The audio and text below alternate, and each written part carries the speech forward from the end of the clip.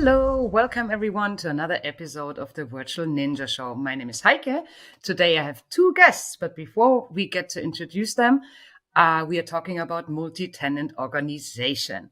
This is a feature especially for organizations that have to manage multiple tenants, also for partners that have multiple customers they need to manage. And of course, we want to make it easier for them every time. So I brought two experts on the show that will introduce some really, really awesome new capabilities. First, Maayan, please introduce yourself. Hi, Heike. Thank you. So I'm Maayan, MPM from MDE team. And I'm very, very happy to be here today. Yes, I'm glad I got you. And we have a returning guest, Ofer. Please introduce yourself. Hey Heike, what's up? My name is Ofer Schreiber. I am leading everything multi-tenancy within the Unified Security Operations Platform, and I'm really happy to be back. Yes. And for everyone who doesn't know, we did an episode, so we will put a link in here that we introduced the multi-tenants organization. Maayan, you said you're working on the Defender for Endpoint team. So what are the news that you're bringing for us? Yeah, so I think a good place to start would be a short reminder of MDE security settings management. So basically, for almost a year now, we are already in GA, in general availability, for the Defender security settings management experience in Defender portal. What we're talking about is actually giving the security persona the ability to manage security settings across all devices, Windows, Linux, and Mac, with deep integration with Intune and through Defender portal, while we are maintaining one source of truth for policies between Intune and MDE. And we are actually breaking the wall between the IT and security. And this was what we did for almost a year ago. Yes, we also did an episode with Dan Levy, actually multiple episodes. We can put a link here as well. And a reminder for everyone, I think this is super important what you just mentioned, Maayan. It is mirroring exactly what is in Intune. It's not different policies or new policies, or there is a synchronization conflict, time or something. What you see is what you have in Intune and the other way around. So I think this is super important, again, to understand. Yeah, the security settings management in Defender for Endpoint is a fully integrated experience with Intune. So the integration is a full integration. For each policy, there is only one policy entity.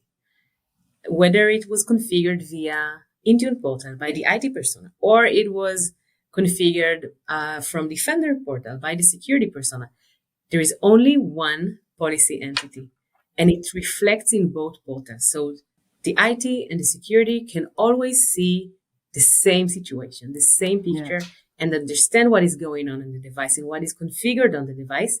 And also, I'll tell you one more thing. It doesn't matter if the device is enrolled to Intune or enrolled to MD Attach. You can manage security settings on the device from both portals. In Intune and in MDE, in Defender portal, you can manage it from both portals, and it will get security configuration, and both admins from both sides will be able to see what is the accurate configuration on the device. And I think also to mention, of course, it's not that every person or like all the security analysts that have access to the security portal can manage. It depends on what are the permissions they have in Intune to manage these devices. It's not that we are like going around and destroying the permissions of anything. It is really what they have in Intune they can then see in the security policies. So yeah, this was a big one. So is there something coming, or is there something new for now multi-tenants organization? First, referring to your point about the required permission, as you said, not everyone can configure security settings. It is a limited capability, and it requires the right permissions in Intune and in Defender. So for Defender, we need to use a security administrator role or a custom role with configuration management permission that is scoped to all the devices. That's for Defender. And for Intune, we need to use the Endpoint Security Manager role. Those are the requirements in terms of permissions to use the security settings experience. Thank you for clarifying. But now, what are the news? The big news are that now security administrator can drive even a larger impact in large organizations, in large enterprises, and in MSSPs that are usually managing more than one tenant. We actually provide admins the ability to manage security settings across multiple tenants in a one aggregated view without the need to switch between portals for each tenant. They can see all their policies in one portal from MTO portal that Ofer will shortly explain a little bit more about. So they can see policies from all the tenants. They can see which policy is affiliated to which tenant, and they can also perform basic actions on those policies. They can create a new policy. They can edit an existing policy. Admins will find this experience very much familiar, and it is almost identical to the experience that they are used to in the single tenant portal. So I know customers, and for whatever reason, they have multiple tenants, right? They decided it is the model they want to go. They do it because of organization boundaries. They have an acquisition, of course, partners that have multiple customers. What is in the back end? Like if I think about a customer with multiple tenants, do they also then have multiple Intune tenants, and each tenant, the MDE tenant, has their own Intune tenant? Or can they have one Intune tenant but multiple Defender tenants? How is that? Yeah, so that's really important. That topology need to be aligned. So for each MDE tenant, there needs to be one AAD tenant in that the devices in the MDE tenant are linked to. This is very important. So in case we have several instances of those aligned MDE tenants and AAD tenants, we can actually have an aggregated view of all of those in the MTO portal. Mm-hmm. So I think, Maayan, let's have a look at your demo that you brought with you. Sure. As you see here, I'm open in the MTO portal, Microsoft Defender multi-tenant portal, and I'm going to the configuration management experience. As I said before, this is going to be very, very familiar for security admins, as this is really similar to the experience that we have on the single tenant view with a few adjustments. So one of the adjustments is that for any policy, we can see here a list of policies from all different tenants. And we added a column for the tenant name, allowing the admins to understand what is the relevant tenant for each policy, because each policy exists in one tenant. So we want to know which is the tenant that this policy is affiliated. And then we can create a new policy. For example, if you want to create a new policy, the first step that we will need to do is to select the tenant. We click the collapsible button, and then we have a list of tenants. In my case, we have only one tenant because my user have only one tenant.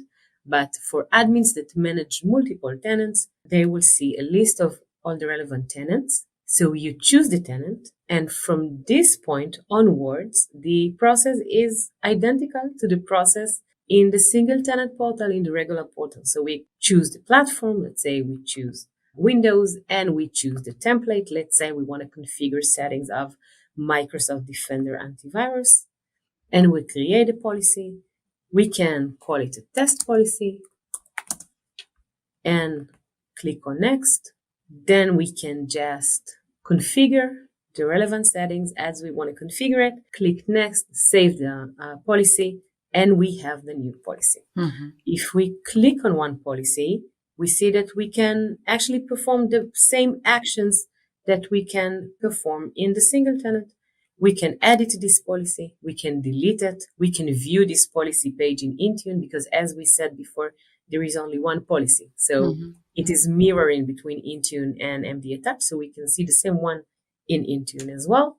We can also filter based on a tenant. If we want to see only one specific tenant, we click on the filter, and then we can choose the tenant that we want to filter, and we get in a view of the policies only in one tenant. I was just about to ask where was it again? Because I remember when I had that episode with Ofer, there were like places where you can select which tenant data you want to see in that specific view. So, and then Maayan, can you search for devices and see what kind of policies are applied to that device? Yeah, so if you want to do that, we can go to the devices. And for every device, we can go to the device inventory. We click the device, and then one of the tabs that we will see is the tab that is dedicated to configuration management. Okay. There we can see all the relevant policies that are applied on the device. It is really important for me to emphasize that the experience is fully aligned with the experience that the admins are already familiar with from the single tenant portal. And that, I think, is the biggest benefit on that. We did not provide any new experience that they need to get used to. It's really the same thing, but we let them the ability to do that without leaving the portal. They don't need to open a lot of tabs, one for each tenant. They can see everything together and understand their situation across their estate. And that's, I think, the big advantage. Okay, thank you very, very much, Maayan. So, Ofer, I know you brought a lot of things with you. The first one I know so many people are excited about. Sorry, it's dark mode. You know. Yes, we have dark mode for MTO. So congrats on that. But let's dive deeper into the unified security operations platform changes that have been made. Tell me. Awesome. So as you may know, this unified security operation platform was announced not so long ago. And today we're happy to announce that the MTO platform is already supporting in the unified security operation platform. It means that if you have more than one tenant already onboarded to that new platform, you can leverage MTO to see XDR and SIEM data in a single pane of glass. No need to move between tabs, move between platforms, all the information across all different tenants in a single place. So when you say different data, like, are you talking about advanced hunting, incidents, alerts, all of the above? So all of the above. We adapted both incidents and alerts and advanced hunting to the unified security portal. And we support both of them. So security analysts can use incidents to triage incident, and they can use advanced hunting to threat hunt and find the latest vulnerabilities across all of the tenants in a single place. Wow. Okay. So, and then you can run a query that goes across the different tenants, and then the results are coming back for each tenant? Yes, exactly. Let's say you would like to find, I don't know, the latest XZ vulnerability and whether it hits your devices. Fine, just run a single query. It gets executed across all of them, and you get the results. Wow. And I think that brings me to something that you also mentioned to me, that we have now complex queries. Like, what was available before? What do we call complex queries? And yeah, what do we have there now? So when multi-tenant management was announced GA back in February, we had some limitations. One of them is that we didn't support what we call complex queries in advanced hunting. It means that you couldn't run any joins across tenants and you couldn't run functions. We changed that, and again, starting a few days ago, you can execute whatever query that you want, and it will just fan out and run across each and every other different tenant. The results get merged and displayed to you. So when you talk to your customers, was this a big gap? I mean, we tell customers love advanced hunting. So restricting them from doing these common queries for them, like we call them complex, but I think over the time they got used to using these things. Was this a big miss? And basically them, okay, I can't use it in that way. That's why. So they could have used it, but in a slightly, let's call it deprecated mode. And it was probably the number 2 request just after dark mode. We are always surprised by the demand for dark mode. but it was a very big gap and probably the number one or number two request we hear for customers, and we are happy we could have solved it for them and support them. So, Ofer, let's talk and show, right? So, because you have also a tenant with you, so let's have a look at the hunting we talked about, but let's quickly first show the incidents we already covered and alerts and these kind of things. Awesome. So what I have here with me is a demo tenant. I do have access to two different tenants, the Alpine Ski House and the Waka Papa Alpine Ski House. As you can see, both of them are already onboarded to the Unified Security Operation Platform. How can you know it? You can see I have incidents here, both tenants, right? And you can see the service source is appearing from Microsoft Sentinel. Mm-hmm. So we have here information coming from Sentinel and also Microsoft Defender for Endpoint, identity. Okay, cool. So that means they can now really manage the incidents from here. Absolutely. So that's the single pane of glass for them to manage everything security incidents in the single MTO portal. There is no need to alternate between Azure, Sentinel, and Defender XDR. Everything is here. They can manage alerts. They can even run their Sentinel playbooks directly from the MTO portal. Everything is here. And as Maayan mentioned about the endpoint settings or endpoint policies, it's the exact same experience they are familiar with those slight additions of the tenant name.